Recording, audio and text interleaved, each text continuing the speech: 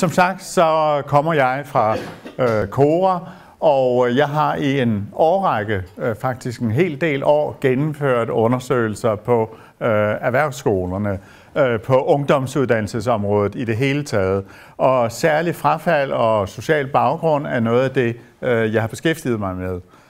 For øjeblikket er vi i gang med en undersøgelse af erhvervsuddannelsesreformen for Undervisningsministeriet. Det er et stort projekt, der gik i gang i september måned sidste år og kører frem til 2020, hvor den afsluttende rapport skal ligge for ministeriet, hvor vi skal konkludere, om reformen har virket eller ikke har virket. Det er jo et rigtig godt spørgsmål, og jeg vil jo sige, at vi står jo nu midt i en reformfase, og næsten alt i EUD-systemet er i bevægelse, og det gælder jo uden tvivl også jer, på godt og ondt.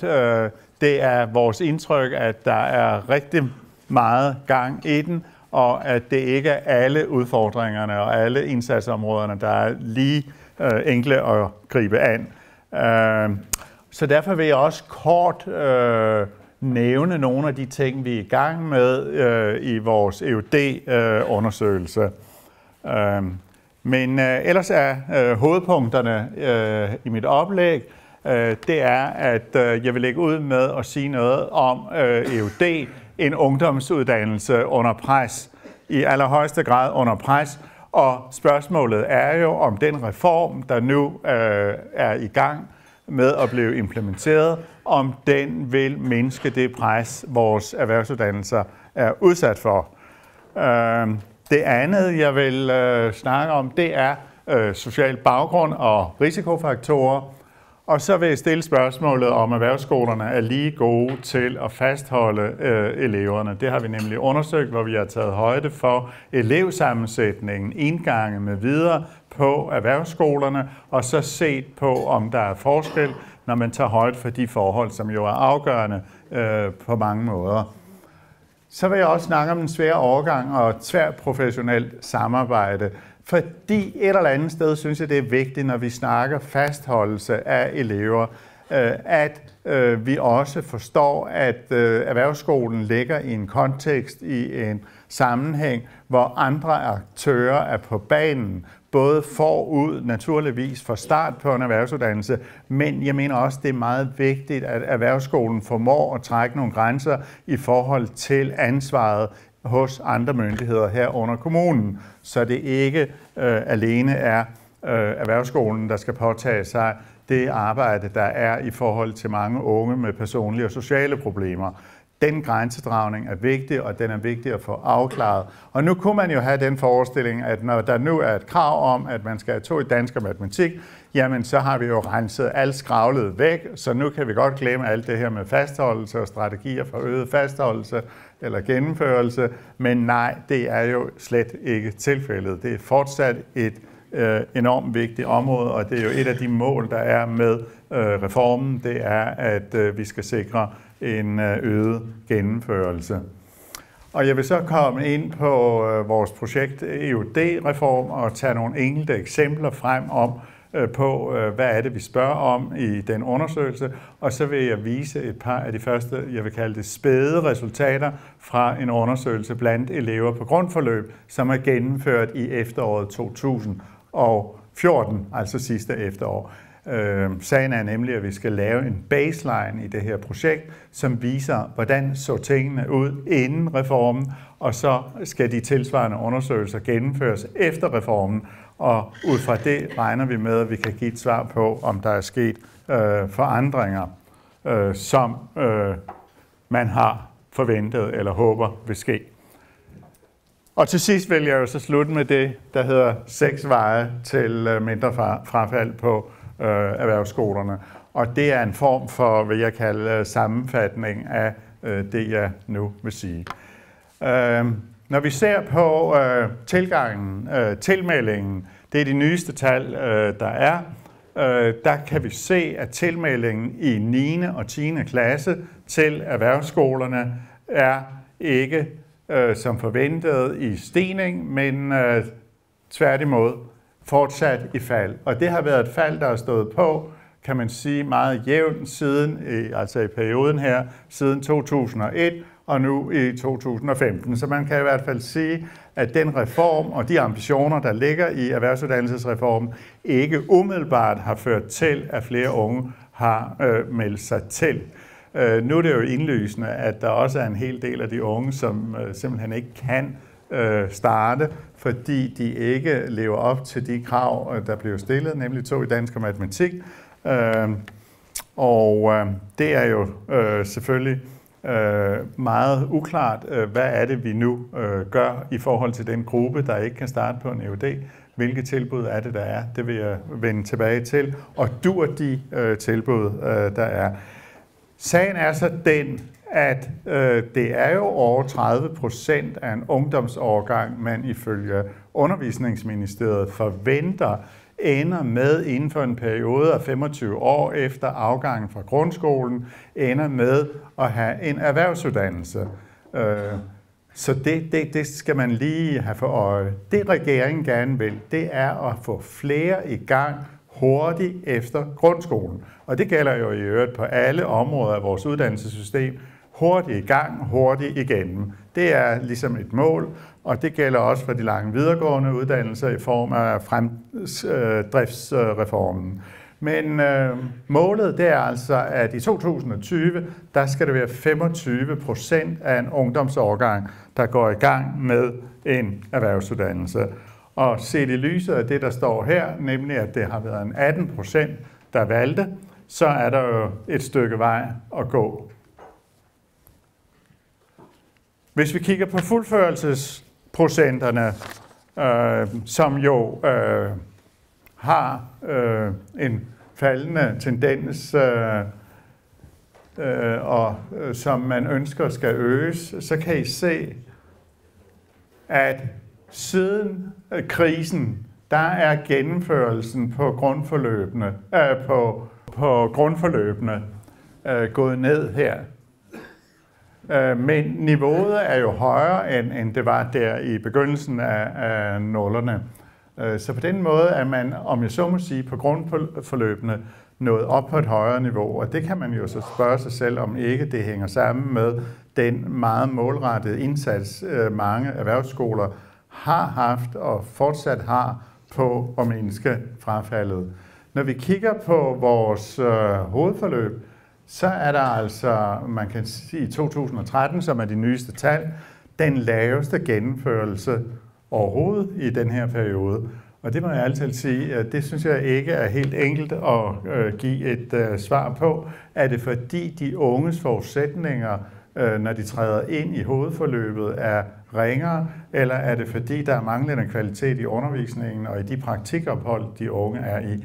Og det er ikke et svar, jeg umiddelbart kan give, men der er jo altså helt klart tale om en faldende gennemførelse på hovedforløbene. Reformen skal øge gennemførelsen. Her ser vi andelen lige præcis, hvor mange der forventes at få en erhvervsuddannelse. Og der har vi de erhvervsfaglige ungdomsuddannelser. Det her det baserer sig på det, der hedder profilmodellen. Og der kan I se, at fra 40% fik en erhvervsuddannelse i 2004, så er det faldet til en 26% deromkring i, hvor meget?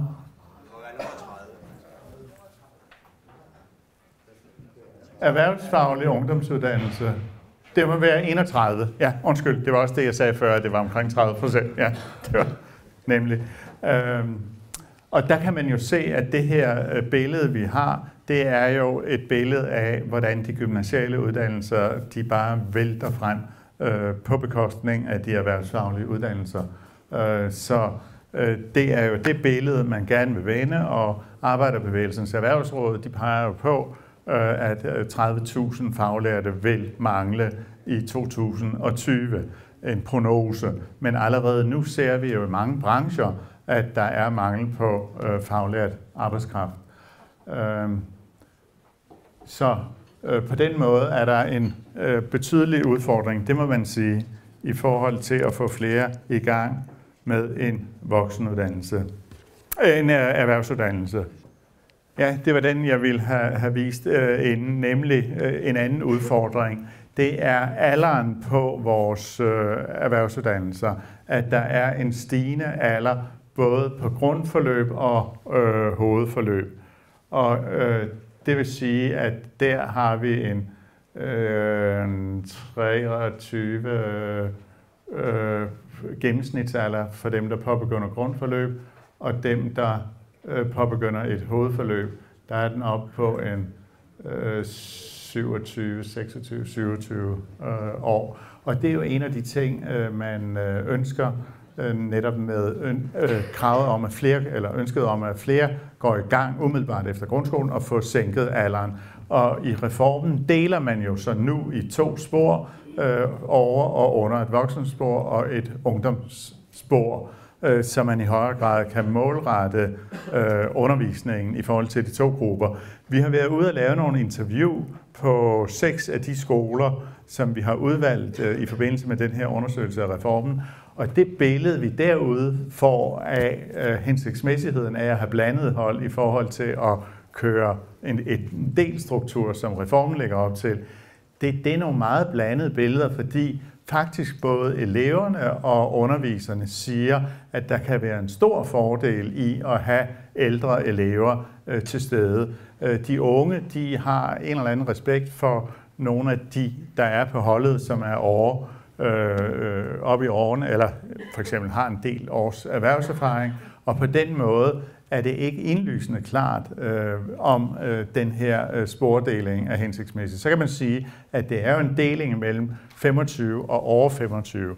Så specielt i forhold til de helt unge, der vil jo stadigvæk være i ungdomssporet en hel del, der har erhvervserfaring og noget mere livserfaring. Så på den måde er det jo ikke udelukkende unge.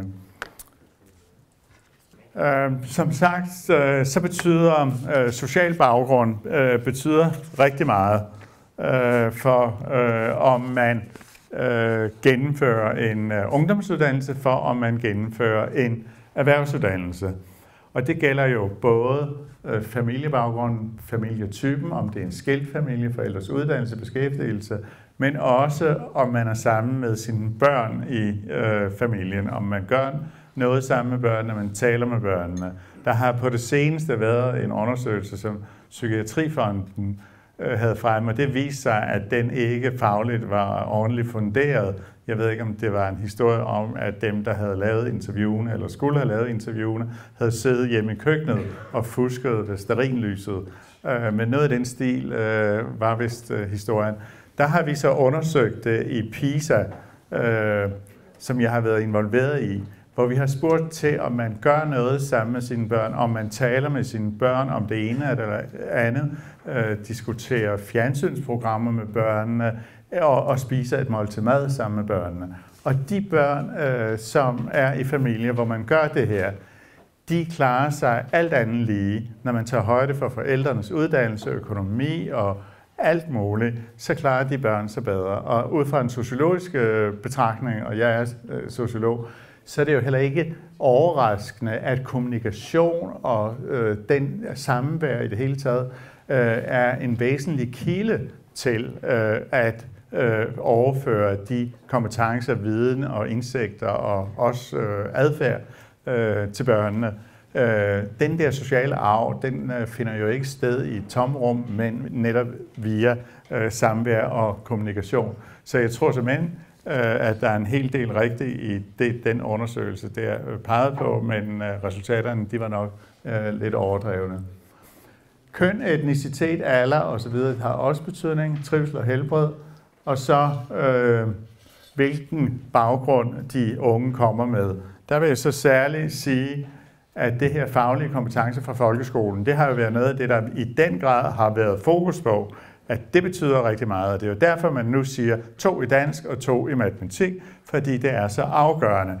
Jeg har den opfattelse, og det mener jeg også, jeg kan vise om lidt, at man skal have et mere helhedsorienteret billede af, hvilke potentialer de unge har for læring. Fordi den form for læring, mange af de unge, der i dag møder op på en erhvervsskole, har med sig i bagagen, i rygsækken, det er en bogligt orienteret, sidde stille læring i folkeskolen. Og jeg mener, det er et kæmpe problem, at man ikke i højere grad tilbyder en praktisk tilgang til læring i folkeskolens udskoling og forbereder de unge i forhold til erhvervsskolerne.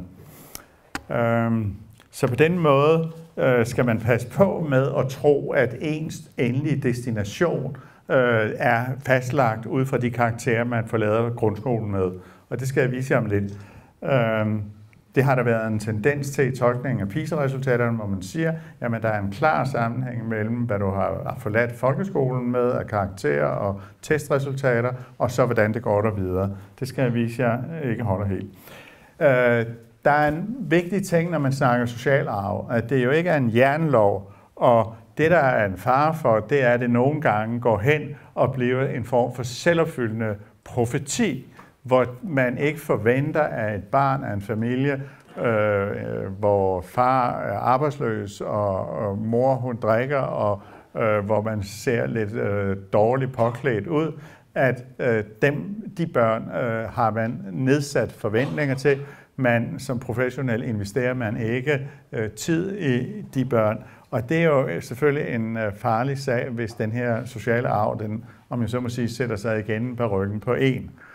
Og derfor er den her mønsterbryder-diskussion jo selvfølgelig også interessant.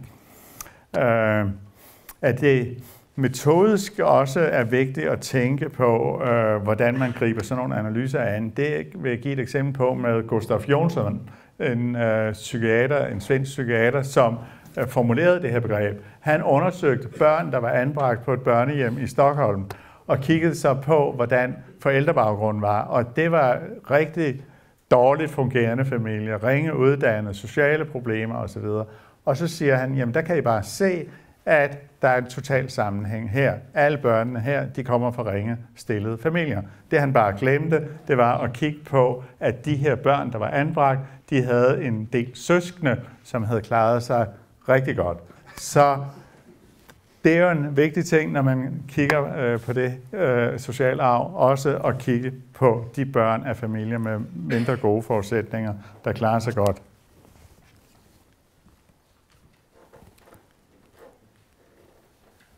Ja, der er så her også den ting i planchen, at jeg mener, man har haft en tendens til at diskutere, er eleven af den unge parat. Man har haft en tendens til individualisering, og der mener jeg jo altså, det er utroligt vigtigt også at stille spørgsmålet, om systemet eller uddannelsen er parat til de unge med de forudsætninger, de har. Der har været en tendens til for meget fokus på individ og mindre på system. Og derfor er det altså vigtigt hele tiden, hvis man vil diskutere spørgsmålet om fastholdelse, hvordan er mødet imellem den unge og systemet, uddannelsen. Her er jo en familie, hvor der er kommunikation, nærvær, og der bliver læst op og hygget, og det er jo langt fra alle, der er så heldige som de to børn i den her familie. Der mangler så lige en far, men han sidder uden tvivl med sin iPad lige over på den anden side.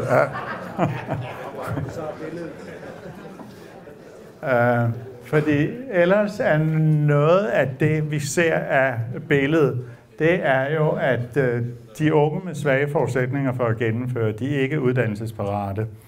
Det er i mange tilfælde, der er manglende ressourcer hjemmet og vanskelige familieforhold, psykiske problemer, skoletræthed, mangel på trivsel i grundskolen, fysiske sygdomme, mangel på tillidsbaseret voksenkontakt, misbrug og kriminalitet, ensomhed, mangel på netværk, belastede bolig- og lokalområder, og så også dårlige læse-, skrive-, regnefærdigheder. Og det er jo indlysende, at hvis man vil arbejde med de her forhold og hjælpe den unge i processen fra grundskolen og ind i ungdomsuddannelserne, ind i erhvervsuddannelserne, så er det jo ikke én instans, der skal på banen, så er det et tværfagligt og tværprofessionelt samarbejde, der skal til. Og der er jo mange kommuner, der har arbejdet med at lave sådan nogle enhedsforvaltninger og etablere også et samarbejde med erhvervsskolerne. Og det mener jeg er en god intention at få gjort noget ved. Men jeg må ærligt talt sige, at de resultater, vi indtil nu har set, de er meget begrænsede.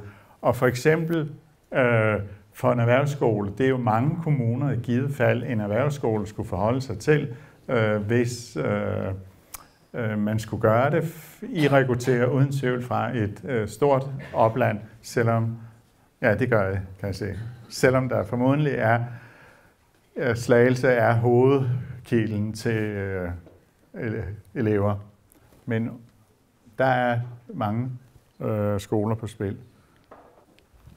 Hvis man nu, jeg vender tilbage til det her med det tværfaglige samarbejde, men hvis nu vi tager højde for de her faktorer, social baggrund og børnenes resultater fra grundskolen, og hvilke indgang der er på en erhvervsskole, så kan vi se her, at der er nogle erhvervsskoler, der har et frafald, der er knap 6% lavere, end man skulle have forventet. Altså, de klarer sig bedre. Frafaldet er mindre, 5,8%, cirka 6% lavere, end det, man skulle have forventet. For eksempel, hvis frafaldet i snit er på grundforløb af 30, så vil den skole have et frafald på 24. Og omvendt er der i bunden her nogle erhvervsskoler, når vi har taget højde for alle de her faktorer, der har et frafald, der i stedet for med det her eksempel er 30, jamen så er det 38%. Og konklusionen umiddelbart, det er så merkantile skoler, altså handelsskoler. Det samme billede får vi, når vi kigger på tekniske skoler. Det er cirka de samme niveauer, vi ser her. Og vores konklusion, det er, at skolerne gør en forskel. At der er tale om, at skolerne har noget at spille på, og rent faktisk gør det. Og så er det selvfølgelig interessant at stille spørgsmålet, hvad er det, den gode skole gør? Og der kan man jo så sige, at det jeg slutter af med at sige, at de 6 veje til bedre fastholdelse blandt andet handler om, hvad den gode erhvervsskole gør for at fastholde eleverne. Men det her er jo i hvert fald en dokumentation af, at skolerne gør en forskel, fordi havde vi ikke set den her forskel, som vi nu har vist, så kunne man jo spørge sig selv, jamen hvad kan den gøre alle det lige godt, og det lyder fuldstændig usandsynligt, så ville motivationen for at sætte ind og handle på fastholdelse også være begrænset, forstået på den måde, at det tilsyneladende ikke havde den store effekt, men det mener jeg absolut, man kan se, at det har her. Nu vender jeg tilbage til det her med, om de boglige kompetencer og EUD, om hvordan det hænger sammen. Og det er jo det, jeg siger, det har påkaldt sig rigtig stor interesse og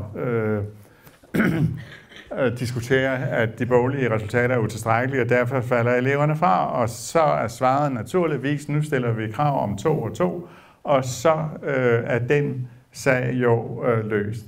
Det jeg så vil sige, det er, at hvis vi kigger på det her, det er baseret på PISA-undersøgelsen, altså PISA 2000 unge, og man kan se noget tilsvarende med mere aktuelle tal, for eksempel karaktererne fra folkeskolen. Der kan I se, at om 32%, cirka hver tredje af dem, der gennemfører en erhvervsuddannelse, de havde det, der ifølge PISA hed utilstrækkelige funktionelle læsefærdigheder. Og det er jo nogen, der har under 2, de her mennesker. Så strengt taget, de ville slet ikke have været i fremtiden. I fremtiden vil de slet ikke være i vores erhvervsuddannelser, men de gennemfører. Det er klart, at der er en større gruppe blandt dem, der dropper ud, der også har dårlige færdigheder. Men det, jeg vil konkludere på det her, det er, at det alene at bruge karaktererne som kriterium, det kan føre til, at mange unge med potentialer for at tage en erhvervsuddannelse og blive dygtige håndværkere, at de nu ikke umiddelbart kan komme i gang med den mulighed. De skal i hvert fald nogle snirklede varer hen, hvor de måske ved hjælp af den nationale nye test, der kommer, og noget VUC, eller hvad kan den, og nogle turboforløb og alt det der, så opnår karakteren 2 i dansk og matematik. Men vi har endnu ikke set, hvordan den prøve kommer til at se ud, og det har I formodentlig heller ikke. Men det her, det viser i hvert fald i mine øjne, at der er rigtig mange med potentialer for at gennemføre en erhvervsuddannelse, der ikke havde det, der hedder tilstrækkelige funktionelle læsefærdigheder, da de forlod folkeskolen. Og hvis vi nu kigger her på eksamenskarakter og det er HG, så er det en anden analyse, som er lavet, og den viser, at folkeskolekarakter forklarer kun 17% af, som det hedder, variationen i elevernes afslutningskarakter på HG. Altså 17% sammenhæng. Det er en temmelig løsagtig relation. Det vil sige, at der er en gruppe, de resultater, eleverne opnår, når de afslutter HG, hænger ikke særlig tæt sammen med de karakterer, eleverne fik, da de forlod grundskolen. Der sker altså noget, når de møder en erhvervsuddannelse. Der sker ting og sager. De møder nye læringsformer. De kommer ud af en folkeskole, der har været stillesiden bogligt orienteret, og møder nu en anden form for undervisning, som motiverer dem og rejser en hel del af den af støvet, så de igen får lyst til at uddanne sig. Konklusionen her, det er, at de kompetencer, der opnås på HG, og de oprindelige fra folkeskolen, har størst betydning for, for succes på hovedforløbet. Så det er altså HG-resultaterne, der er det afgørende, og ikke det, der skete i folkeskolen, for dem, der ikke dropper ud. Og det er jo selvfølgelig noget, jeg har prøvet at sige til Undervisningsministeriet temmelig mange gange, og påvist det her, men det har ikke påvirket ønsket om at stille kravet om 2 og 2. og altså det er bare en hypotese, så kunne man, som jeg har fået eller tænkt, det er, at det der karakterkrav til EUD, det måske hænger sammen med, at man står og har problemer med at få implementeret og se virkningen af folkeskolereformen. For ved at stille krav om karakterer i vores ungdomsuddannelser, og også snart i det gymnasiale uddannelse, nu må vi se, hvad det ender med, så maser man jo ned i folkeskolen, så nu kan det jo nok være, at man tager sig sammen, når man opdager, at man ikke kan komme videre uden at have fået nogle bedre resultater af folkeskolen. Det kan man så diskutere, om det er godt eller skidt, men i givet fald er det jo lidt at føre folkeskolepolitik ved hjælp af ungdomsuddannelserne, hvis I kan følge tankegangen. Og det har jeg ikke turde sige sådan, så mange steder, men nogle gange så er der jo flere formål med nogle tiltag. Fordi altså, problemet det er, at der er en del, der godt kunne blive dygtige faglært, hvis de var kommet ind uden de der 2 taller. Færdigheder og læringsmiljø, det betyder meget for de unges selvværd og hvordan det går den videre. Og det er jo langt fra alle grundskoler, der tilbyder de unge optimale læringsmuligheder. En praktisk tilgang til læring kunne for mange have ført til andre og bedre færdigheder, både faglige, personlige og sociale. Og det er jo det, hvis det begynder at gå skidt i folkeskolen de sidste år i udskoling med det faglige osv., det kan jo have en negativ afsmittende virkning på selvtillid og den måde, man trives. Og derfor synes jeg altså virkelig, at den folkeskolereform og kommunerne skulle prøve at få omlagt til en mere praktisk tilgang til læring. Det ville være afgørende for store grupper, særligt for drengene. Fordi jeg vil sige, gjorde man det her, og det er Per Fibæk, der har skrevet den her, synes jeg, efterhånden er det nogle 6 år siden. Han har skrevet Hånd og hoved i folkeskolen, som jeg synes er en rigtig, rigtig god bog, der diskuterer spørgsmålet om en praktisk tilgang til læring. blev det virkelig gjort, de principper, han der har formuleret, eller noget af den stil, jamen så vil de her drenge helt klart have lyst til at køre hen på teknisk skole eller handelsskole, og have lyst til at gennemføre deres uddannelse. De vil have lyst til det, og de vil også have det mod og de forudsætninger, der skulle til, for de ved den der anden læringsform, så havde de som en fint klaret totallet i dansk og matematik. Så på den måde, så tror jeg, man kunne opnå rigtig meget, hvis man tog den reform og de muligheder, der ligger i folkeskolereformen, alvorligt. Men der skal også mere til en tidlig og målrettet indsats er vigtig.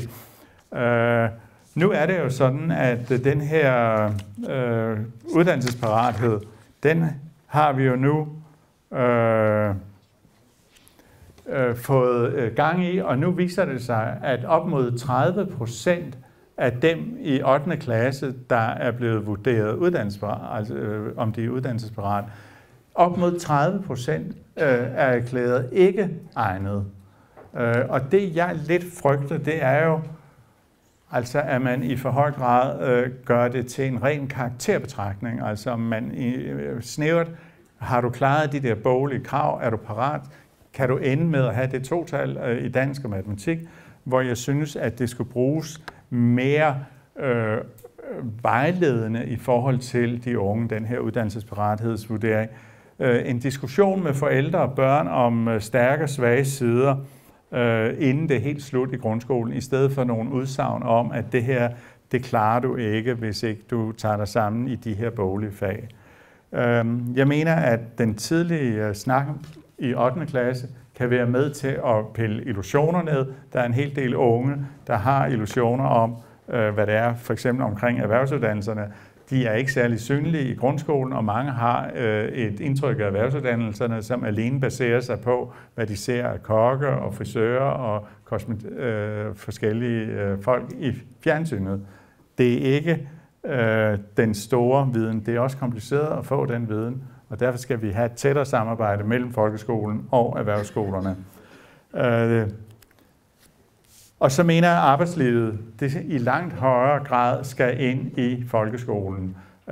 Folkeskolen lever som en isoleret ø og afskærmet fra det øvrige samfund. Der er brug for at åbne folkeskolen mod det omgivende samfund. Og det er jo selvfølgelig noget af os her, vejledningen. Det skal i højere grad dreje sig om job- og karrieremuligheder til de skoletrætte, end det skal dreje sig om uddannelse. De er ikke uddannelsesmotiverede. Det er cirka 30%, der forlader, der går ind på en EUD-uddannelse, som var skoletræt, da de forlod folkeskolen. Med reformen har vi fået EUD 10, og den bliver alle kommuner nu pligtige til at praktisere, og man vil fra ministeriets side vurdere, om kommunerne gør det i tilstrækkelig omfang.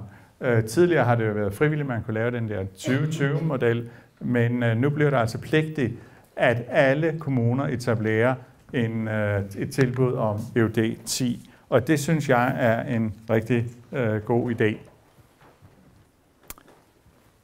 Når vi så ser på overgangen fra folkeskolen og så ind i vores ungdomsuddannelser, så har jeg den her figur med, og den skal ikke kunne læses. Den skal bare illustrere, hvis man kommer som ungt menneske og har nogle problemer med personlige og sociale problemer, og faglige måske, at så er det en kaotisk overgang, hvor mange unge i dag kommer i klemme. Og derfor er der et behov for, at man kan etablere et ordentligt samarbejde, så de unge ikke bliver kastebold imellem alle de her instanser.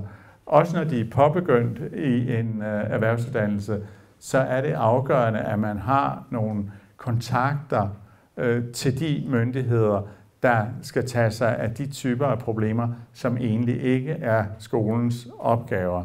Der er eksempler på unge, der er blevet smidt ud hjemmefra, og så stopper de på uddannelsen, fordi de ikke har noget boligsted.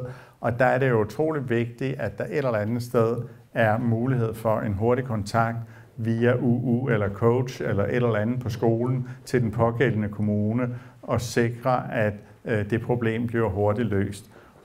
Og det er jo et arbejde, der er pågået i en del år, at man har forsøgt at få sådan nogle unge team til at fungere.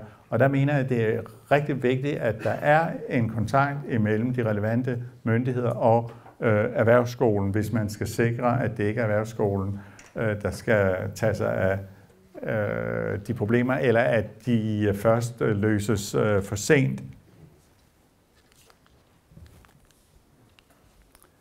Fælles forståelse og tidlig identifikation af de ikke uddannelsesparate, jamen det er vigtigt for at prioritere indsatsen.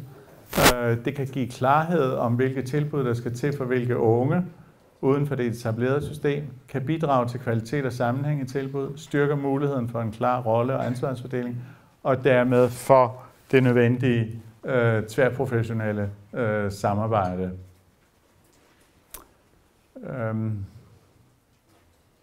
Altså det her er jo noget af det, der i forhold til de unge, som ikke er uddannelsesparate og i fremtiden skal have tilbud for at blive parate til en erhvervsuddannelse.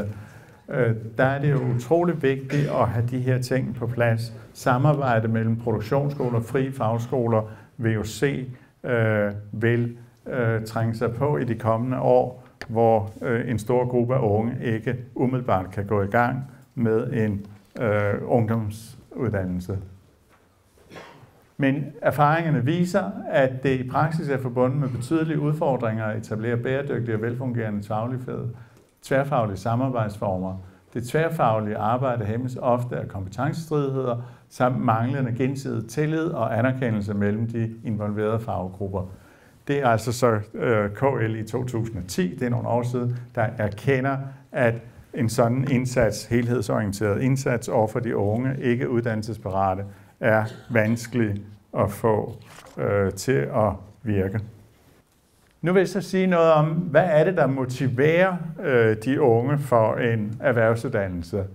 Når vi nu kigger på unge her, der var i gang med en erhvervsuddannelse, stiller spørgsmålet, hvor stor vægt spiller følgende, eller teknik og håndværk, praktisk, fysisk arbejde i et fremtidigt arbejdsliv, i dit fremtidige arbejdsliv.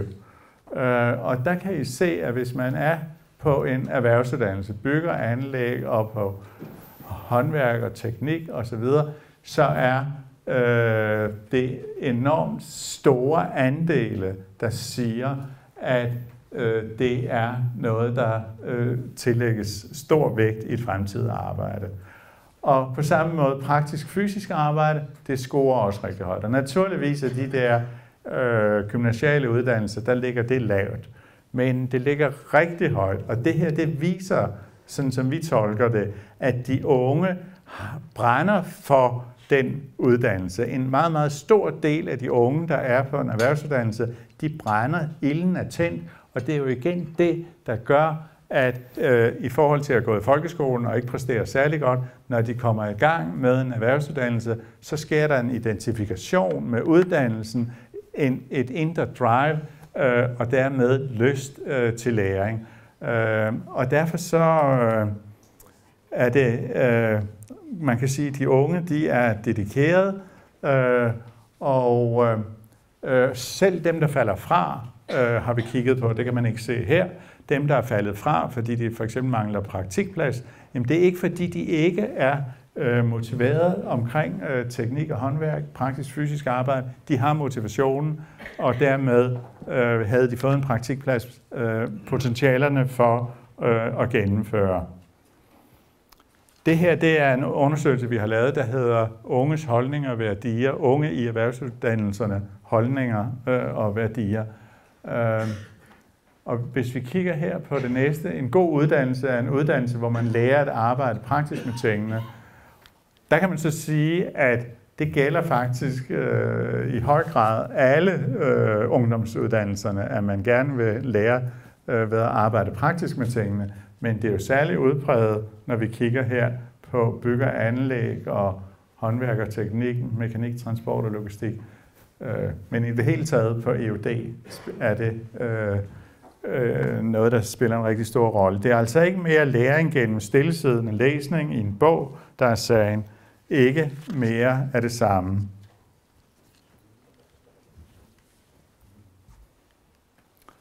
Vi har så spurgt elever på grundforløb, som påbegyndte grundforløb i august måned sidste år. Hvordan oplevede du, der er dem, der er i gang her, i gang, afbrudt osv., mængden af lektier og opgaver. Der kan man se her, at blandt dem, der er afbrudt, der siger de, at den er for lille. Og det er formodentlig, fordi der er sådan to poler i det, at der er nogen, der dropper ud, fordi at de synes, der er for få udfordringer nu. For få udfordringer. Men kigger vi her på mængden af praktisk indhold, der kan I se, at det er væsentligt højere andel, det er godt en fjerdedel, at de siger, at det praktiske indhold, en fjerdedel siger, at det var for lille. Og passende, det er der færre, der siger. Og hvis vi kigger på mængden af teori, så er der også blandt dem, der afbryder, færre, der siger, at det er passende. Så konklusionen er, selvom det ikke er vildt markante forskelle blandt dem, der afbryder og dem, der falder fra, så er der en tendens til, at dem, der afbryder, de gerne så noget mere praktisk indhold og mindre teori. Hvis vi kigger på, hvad er det, der gør, at man starter på det ene eller det andet, jamen der er det op mod, altså skoletræthed, som jeg nævnte før, det er en 40-60%, som er startet på EUD, som siger, at de var skoletrætte, da de skulle vælge EUD. Og så er der en forholdsvis stor gruppe her, der mener, at positive erfaringer fra erhvervspraktik havde betydning. Og det er jo noget af det, der betyder, eller fører til, at den der erhvervspraktik, den spiller faktisk i folkeskolen en rigtig stor rolle i forhold til de unges valg. Og når man kigger på, hvem der fastholder deres erhvervsuddannelse, så er der en hel del, der refererer til eller fortæller, at de havde været i erhvervspraktik. Så derfor mener jeg, at det at få de unge ud og åbne folkeskolen mod det omgivende samfund, det er en vigtig ting, hvis flere skal gennemføre.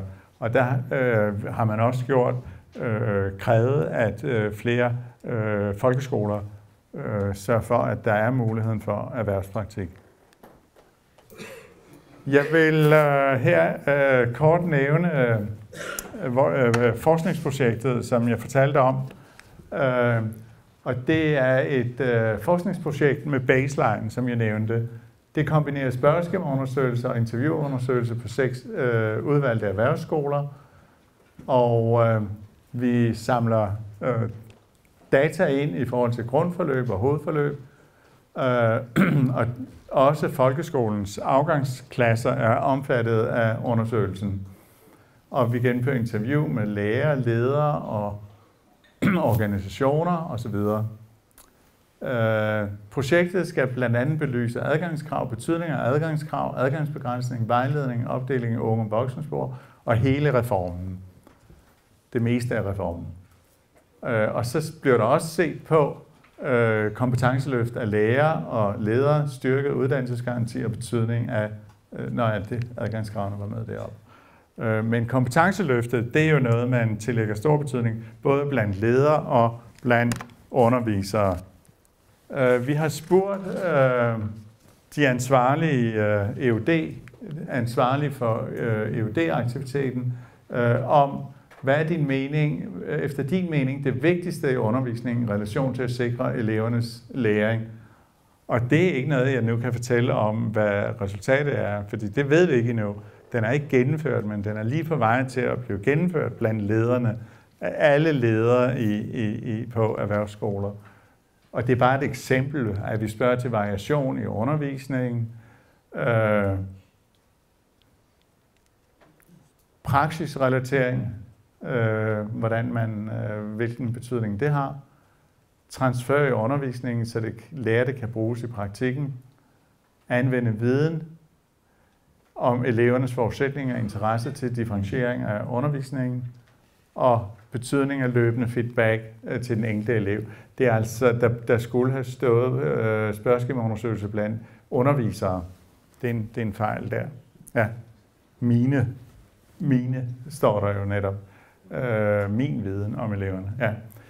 Og det er altså en undersøgelse blandt 4.000 undervisere på EUD, hvor halvdelen er undervisere på tekniske skoler, at vi stiller de her spørgsmål. Det er et eksempel på nogle af de spørgsmål, vi stiller. Og så har vi spurgt eleverne, hvor ofte synes du, at lærerne er godt forberedt, overholder aftaler, giver faglig hjælp, når der er brug for det, gode til at give tilbagemelding, opstiller klare mål for, hvad I skal lære, er gode til at forklare tingene, så I forstår dem. Det er jo umiddelbart meget godt, hvis de synes, at det der ser fornuftigt ud, vil jeg tro. Eller er der nogle af spørgsmålene, der er uhensigtsmæssige i forhold til de principper, man arbejder ud fra? Det tror jeg næppe.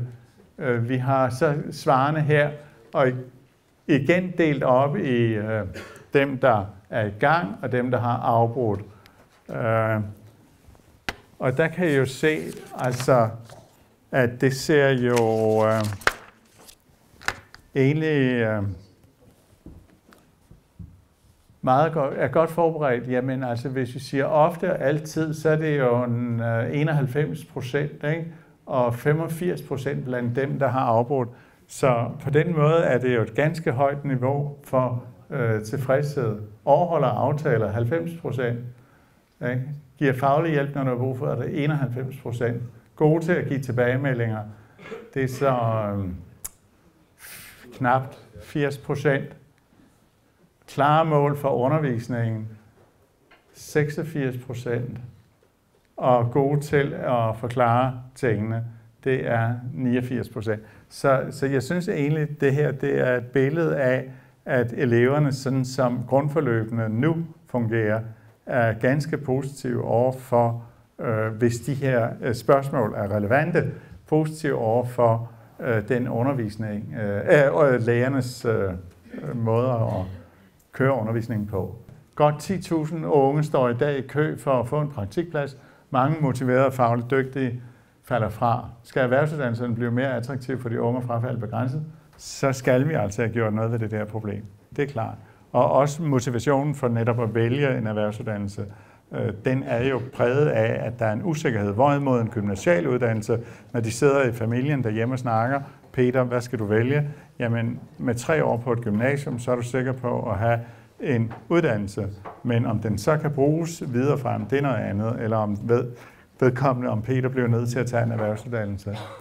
Nu tager jeg den bagfra, fordi dit spørgsmål, eller det du sagde, førte til den sidste. Erhvervsskoler, der har succes med at fastholde eleverne og give dem gode faglige resultater, er kendetegnet ved, at de har en ikke-akademisk praksisnær pædagogik med tæt kobling mellem teori og praksis. Lærere, der kan levere anerkendende undervisning og feedback, er vigtigt. Klare mål og delmål og løbende tilbagemeldinger på elevernes arbejde spiller en stor rolle for elevernes motivation og faglige udvikling. En inkluderende undervisning på erhvervsskolerne gennem socialt faglige fællesskaber er vigtig. Og der vil jeg sige, at det vi ser, når vi har været ude at lave interview med eleverne, så er det det, der sker i klasserummet. Når det drejer sig om betydning af relationer, sociale relationer til kammeraterne, så er det det, der foregår i maskinrummet, i klassen. Og det der snak med, at vi skal holde fester og ungdomsmiljø osv., det betyder hos mange af de unge ikke ret meget. Det afgørende, det er, hvad der foregår i klassen omkring de faglige, sociale fællesskaber.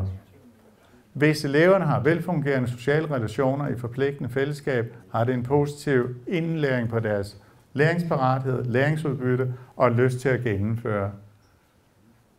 Og så er der den her pointe med, at en tredjedel af dem, der gennemfører en erhvervsuddannelse, jamen de havde utilstrækkelige funktionelle færdigheder. Og derfor så er det altså vigtigt, at man tilbyder en ny pædagogik, så de unge med en praktisk tilgang til læring får en chance. Folkeskolen skal åbne sig mod det omgivende samfund, så de unge møder rollemodeller og ser, hvilke muligheder der er for job og karriere med en uddannelse, her med en erhvervsuddannelse. Samarbejde mellem folkeskolen, de lokale arbejdspladser og erhvervsskolerne skal styrkes, især i forhold til dem, der er motiveret for en praktisk tilgang, der involverer krop og bevægelse. Det vil mindske den alt for store gruppe unge, særligt drenge, der er skoletrætte. Ja, det var det. Tak.